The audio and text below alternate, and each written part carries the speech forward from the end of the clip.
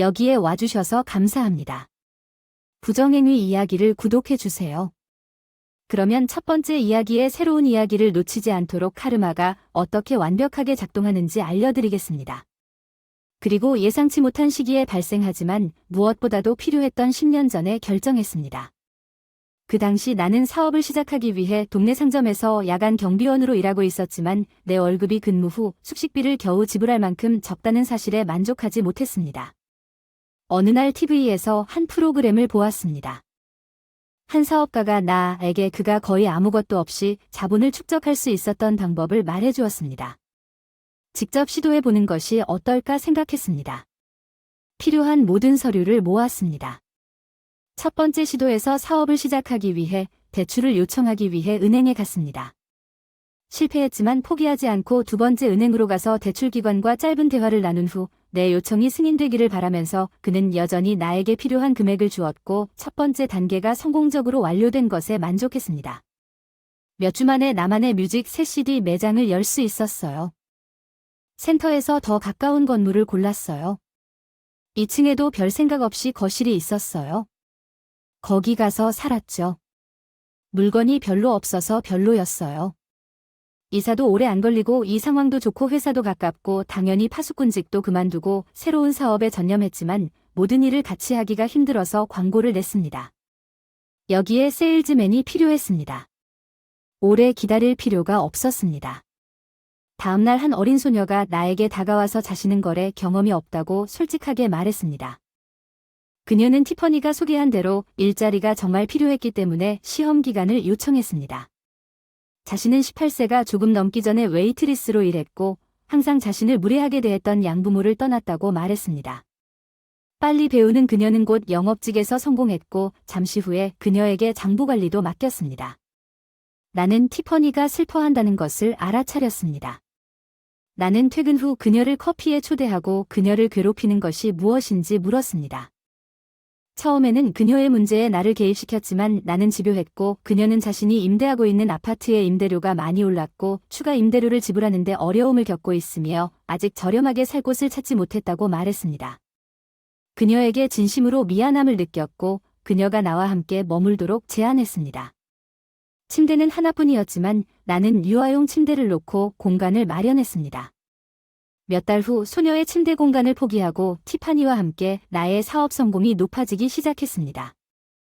조용히 친밀한 관계로 변했고 우리는 매우 잘 어울리고 1년 후 우리는 결혼하기로 결정했습니다. 티파니는 음악을 좋아했으며 특히 기타 연주를 좋아했습니다. 어느 시점에서 그녀는 악기를 구입했을 때 스스로 배우고 싶다고 결심했으며 여가 시간에 기타 레슨을 받았습니다. 세월이 흐르면서 그녀는 우리 가게 벽에 광고를 봤습니다. 티파니와 함께한 제 삶은 꽤 평범해지고 안정되었습니다. 우리는 평화와 행복의 순간을 누릴 수 있는 아름다운 집을 살 수 있게 되었고 동시에 저는 사업과 음악을 계속 성장시켰습니다. CD 가게는 좋은 수익을 내고 있었습니다. 티파니는 음악적 재능도 계속해서 뛰어났습니다. 연주를 너무 잘해서 가끔 우리 근처 클럽에서 공연을 하기로 결정했습니다. 이는 그녀의 예술을 더 많은 청중에게 보여주고 피드백을 받을 수 있는 기회였습니다.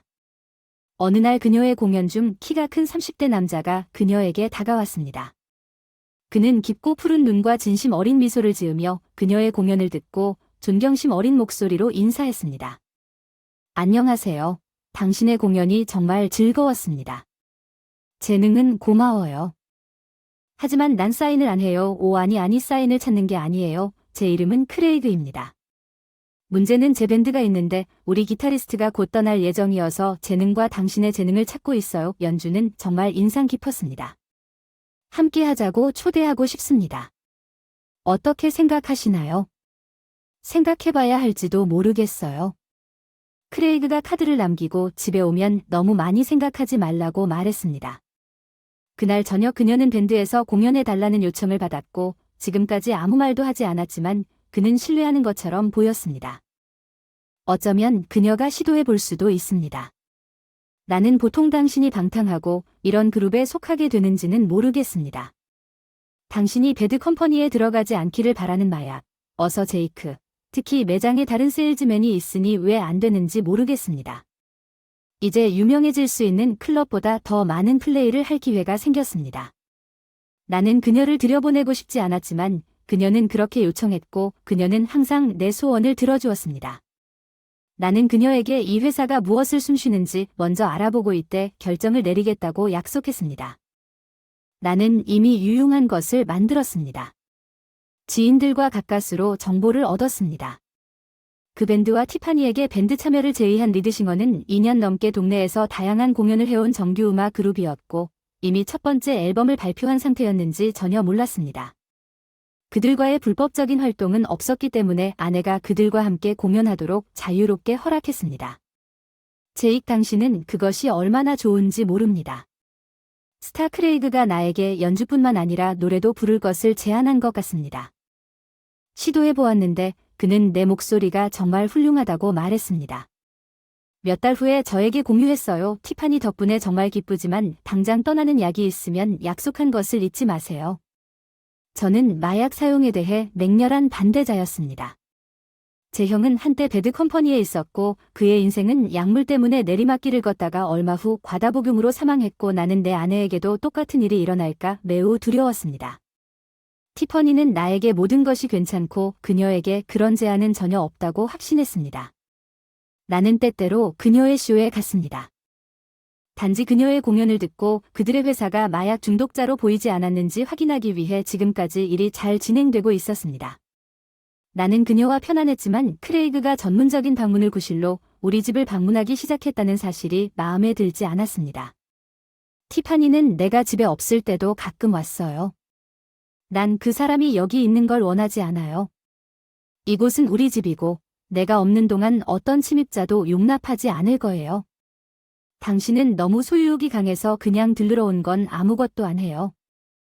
일정을 조금 변경해도 그 시점에서는 심술궂게 굴지 마세요. 전혀 과민 반응을 하고 있다는 느낌이 들지 않았습니다. 잠시 후 집을 보호하고 싶었을 뿐이에요. 집에서 몇 가지 물건이 사라지기 시작했다는 걸 깨닫기 시작했어요. 내가 물었을 때 아내는 내가 혼자서 물건을 옮겼는지도 모른다고 말했지만 나는 내가 어디에 무엇을 넣었는지 완벽하게 기억했고 이 실종은 나에게 전혀 어울리지 않았습니다. 몇 년 동안 삼촌이 나에게 값비싼 동전을 주었습니다. 그리고 열쇠로 잠근 서재에 유리창을 보관했습니다. 할머니가 남겨주신 골동품 조각상 몇 개를 집 주변에 장식처럼 두었는데 정확히 2개는 없어졌네요. 보고서를 쓰고 싶었어요. 더 디서피런스에 대해 경찰에 신고했지만 결국 도둑을 직접 잡아야겠다는 생각이 들었습니다. 만일 티파니가 그들을 데려가기로 결정했다면 나는 그녀를 감옥에 보내는 것이 싫습니다. 나는 보안 카메라를 몇 개 사서 여러 곳에 설치했습니다. 티파니가 이 일에 연루되면 티파니가 눈에 띄지 않도록 방에서 내가 녹음을 태블릿과 노트북에 넣었다는 사실을 그녀는 몰랐어야 했습니다. 몇 주 동안 매우 조용했습니다. 사실 집에는 아무도 나타나지 않았습니다. 더 이상 실종되지 않았습니다. 저는 아내에게 실종에 관해 이야기하는데 시간을 낭비하고 있다고 생각하기 시작했습니다. 그런데 어느 날 크레이그가 그녀의 집으로 돌아와서 처음에는 집에 있는 것처럼 뽐내며 돌아다니는 것을 보았는데 의심스러운 것은 아무것도 없었습니다. 그와 티파니가 그다지 친절하게 행동하지 않는다는 것을 알아차리고 그는 계속 그녀를 껴안고 무릎에 앉히려고 했습니다. 한때 내가 보호해 주었던 티파니는 이제 그 상황을 이용하여 치료하고 있다는 분노가 내 안에 차오르기 시작했습니다. 그러나 그것이 그녀의 유일한 놀라움이 아니었음이 밝혀졌기 때문에 나는 그녀에게 전화를 걸어 그들이 함께 노는 것을 보고 그녀를 추문하고 싶었지만 내 내면의 목소리는 나에게 계속 지켜보라고 말했습니다. 나는 그들이 CD에 대해 이야기하는 것을 보았습니다. 다가오는 콘서트 티파니는 술을 사러 갔고 크레이그는 집 안을 서성거렸고 나는 그가 벽난로로 걸어가는 것을 보았습니다. 거기에는 값비싼 조각상이 몇 개 있었고 그중 하나는 재킷 안주머니에 숨겨두었습니다. 그들은 이야기를 나누는 것보다 더 흥미롭지 않았습니다. 크레이그는 분명히 티파니가 그것을 집에서 가져갔다는 사실을 눈치채지 못하도록 서둘러 떠났습니다. 나는 그들의 콘서트에 도착했을 때 경찰과 함께 절도 테이프를 제공했습니다. 크레이그는 그들이 청중 앞에서 체포되었습니다. 그는 그를 데려가서 그것이 설정이고 다시 돌아올 것이라고 소리쳤습니다. 그는 청중에게 더 많은 노래와 공연으로 그를 기다리라고 소리쳤고 그가 그들을 얼마나 사랑했는지 놀랍게도 청중은 그것이 쇼의 일부라고 생각하고 시작했습니다. 크게 박수치며 격려와 감탄의 말을 외친다. 어떻게 할 수 있니? 티파니가 나한테 와서 공연을 방해했다고 비난하니 바보야. 그 사람이 우리 물건을 훔치고 있다는 것을 어떻게 알 수 없습니까? 크레이그 없이 우리가 어떻게 공연을 할 수 있겠습니까? 당신은 나에 대해 전혀 생각하지 않습니다. 그녀는 돌아서서 무슨 일이 있었는지 논의하고 있는 동료들에게 걸어갔습니다. 나는 그녀를 따라잡아 집으로 데려가고 싶었지만 그녀는 나에게 소리쳤습니다. 그녀를 내버려둬 이제 그녀와의 대화가 잘 끝나지 않을 것이라는 것을 깨달았습니다. 티파니는 변화하기 시작했습니다. 그녀는 나보다 그룹에 더 빠져 있는 것 같았습니다. 시간이 지났지만 티파니는 반대로 밴드를 그만두지 않았습니다. 그들의 리드싱어가 되었고 그들의 콘서트는 계속되었지만 우리 사이의 관계는 약해지기 시작했고 때때로 아무것도 아닌 일로 싸우기 시작했습니다. 그녀는 곧 나와 점점 더 멀어졌습니다. 크레이그의 변호사가 그를 석방시키고 그가 밴드로 돌아왔다는 소식을 들었습니다. 그들의 인기는 더 높아졌고 티파니가 밴드를 떠날 리가 없었어요. 나는 그녀와 이야기를 나누려고 노력했고 심지어 몇 주 동안 그녀를 데려가겠다고 제안했습니다. 당신은 우리 공연이 있기 때문에 나는 그들을 놓칠 수 없지만 티파니는 그렇지 않습니다.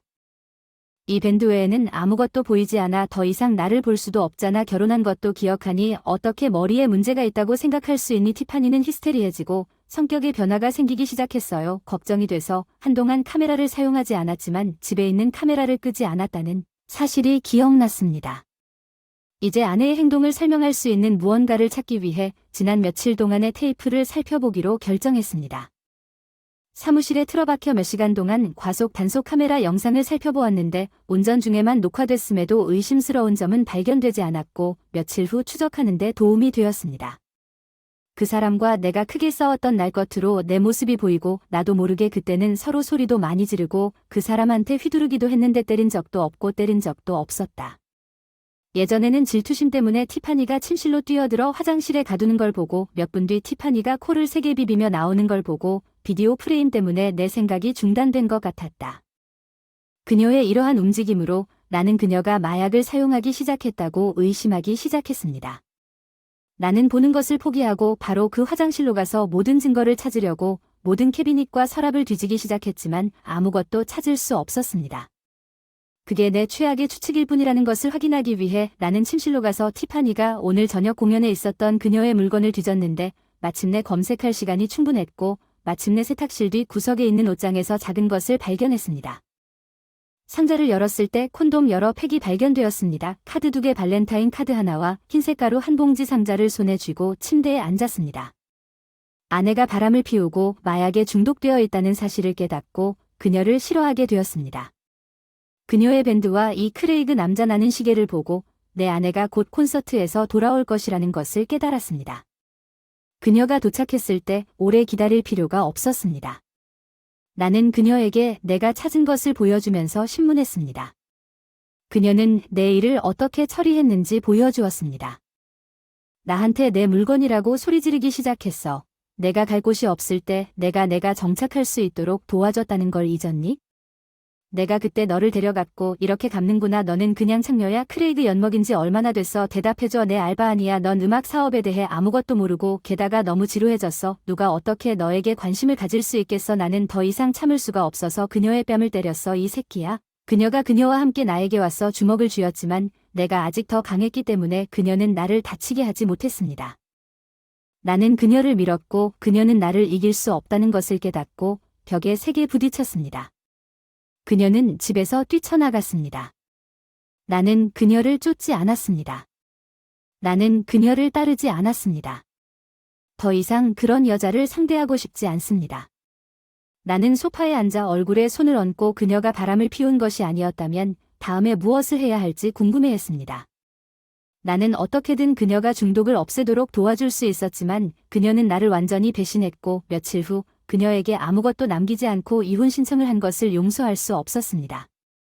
이혼 당일 우리는 또 큰 싸움을 했고 집에서 아무것도 가져가지 못하게 했고 귀중품도 일부만 가져갔습니다.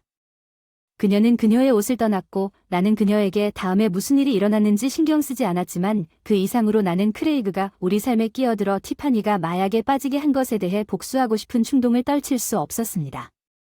나는 그들이 보통 마약을 어디에 두었는지 알아냈습니다. 파티에 옷을 갈아입고 조인트에서 알아볼 수 없는 상태를 유지하려고 거기에 갔습니다. 제가 갔던 모든 사람은 이미 취한 상태였고 거기에 있는 사람 중 나를 내가 들어온 손님 중 한 명으로 아는 사람은 거의 없었습니다. 그리고 잠시 후 크레이그도 더러운 옷을 입고 있다는 것을 알게 되었습니다. 방에서 두 여자와 즐거운 시간을 보내고 있었습니다. 우리가 이야기해야 할 곳 어디에도 티파니가 없었습니다. 나는 그에게 무엇을 원하느냐고 말했습니다. 그는 나를 알아보았지만 침착하지 않았습니다. 증인 크레이그는 처녀들에게 고개를 끄덕이고 그들은 떠났습니다. 그래서 무엇을 원합니까? 그는 자리에서 일어났습니다. 침대에서 나에게 한 발짝 다가섰다. 사인을 받으러 왔다고 말하면서 그의 뺨을 때렸다. 멈추지 않고 몇 번 더 때렸는데 그 시점에서 그의 약물 중독이 나에게 유리했고 그는 빨리 지나갔다. 나가려는데 주사기와 준비된 약이 있는 테이블이 눈에 들어왔습니다. 주사기에 가득 채우고 크레이그의 소매를 말아서 그에게 주입했습니다. 그는 경련을 일으키더니 주사기를 닦은 후 기절했습니다. 나는 그것을 넣었습니다. 크레이그는 손을 놓고 방해하지 말라고 부탁했다. 나는 문 밖에서 기다리고 있던 소녀들에게 어깨를 으쓱하며 말했고 그들은 좀 더 놀아보러 나갔고 다음날 집에 갔다. 크레이그가 떠났다는 소식을 들었다. 약물 과다복용으로 죽은 채로 발견된 왠지 기분이 좋아졌고 오히려 죄책감도 들지 않았습니다. 몇 달이 지나자 쓰레기가 한 명 줄어들어서 기뻤습니다. 사업을 계속했지만 지금은 혼자 살고 있습니다.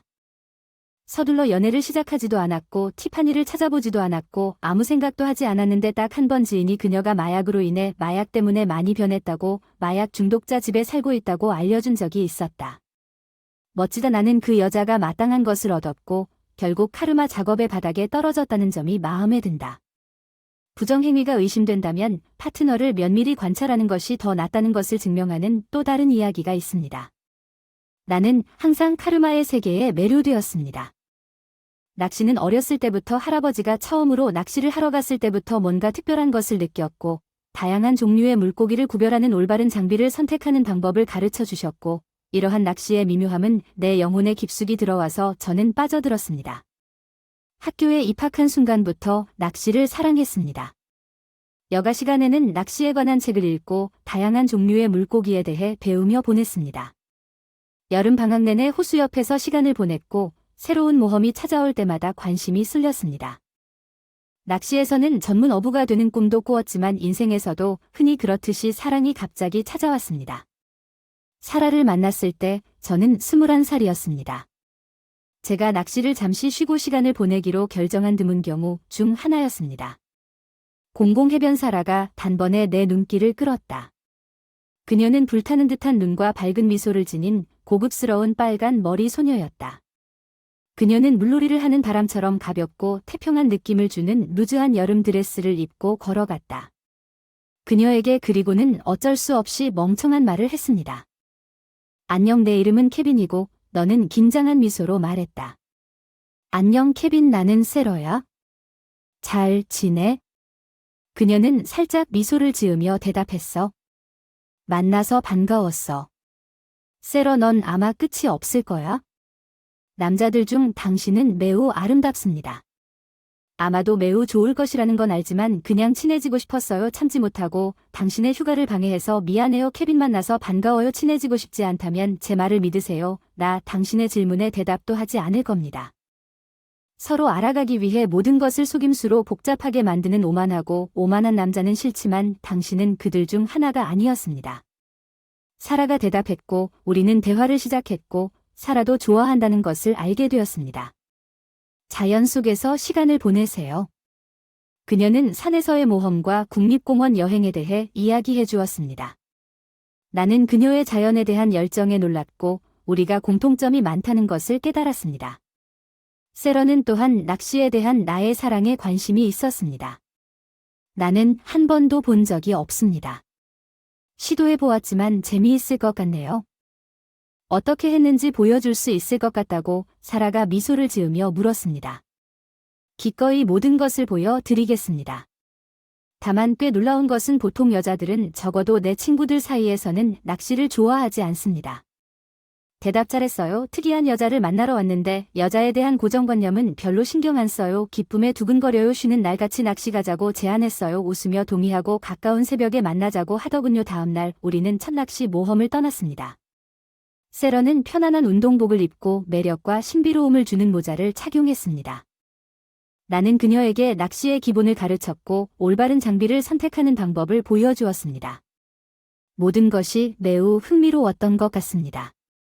세러 우리가 해안에 앉아 한 입 먹기를 기대하기 시작했을 때 낚시가 이렇게 조용하고 편안할 수 있을 거라고는 생각도 못했어요. 그래 낚시는 단순히 물고기를 잡는 것이 아니라 자연을 즐기는 것이고 외부 세계와 조화를 느끼면서 하루 종일 보냈다고 대답했어요. 호숫가에서 낚시를 하며 서로의 회사를 즐겼습니다. 세러는 낚시하는 법을 배웠고 처음으로 파이크도 잡았습니다. 그날 낚시가 우리의 공통 취미가 되었기 때문에 특별한 누군가와 내 열정을 공유할 수 있어서 더할 나위 없이 행복했습니다. 도시의 번잡함에서 벗어나 호수에서 자연과 상호 친구를 즐기며 나는 낚시가 우리를 하나로 모으고 상호 역사의 또 다른 아름다운 부분이 되었다는 것을 깨달았습니다. 우리는 훌륭한 관계를 가졌고 우리는 예상하지 못했던 전체의 절반인 것 같습니다. 좋은 친구, 아름다운 소녀, 그리고 정말 가깝고 소중한 영혼을 찾기 위해 나는 내 행운을 믿을 수 없었습니다. 우리가 결혼한 지 18년이 흘렀습니다. 우리는 매우 바쁜 삶을 살았습니다. 우리는 종종 매우 아름다운 친구를 위해 함께 나갔습니다. 매번 장소는 특별했고 나는 내 작업을 내가 가장 좋아하는 낚시 도구와 연결했습니다. 이제 나는 이미 여러 상점을 운영하고 있습니다. 나는 고품질이 값비싼 제품만 판매합니다. 내 장비는 가장 극한의 조건에서 테스트를 거쳤기 때문에 내 고객들이 이 장비에 결코 실망하지 마세요. 최근 사라와의 관계에 뭔가 변화가 생기기 시작했습니다. 사라는 나와 함께 낚시하는 시간이 점점 줄어들었습니다. 집을 떠나 점점 더 많은 시간을 보냈습니다. 그녀는 학업에 관한 질문에 짜증스럽게 대답하고 몇 년 동안 사라졌습니다. 아무런 설명 없이 나는 사라를 반역죄로 의심하기 시작했습니다. 나는 실제로 무슨 일이 일어나고 있는지 알아보기 위해 그녀를 따라가기로 결정했습니다. 나는 집에 몰래 카메라를 설치하고 무슨 일이 일어나고 있는지 알아내려고 혼자 낚시를 가면서 그 행동을 연구하기 시작했습니다. 하지만 카메라에서는 이상한 일이 일어나지 않았습니다. 세러는 평소처럼 행동했습니다.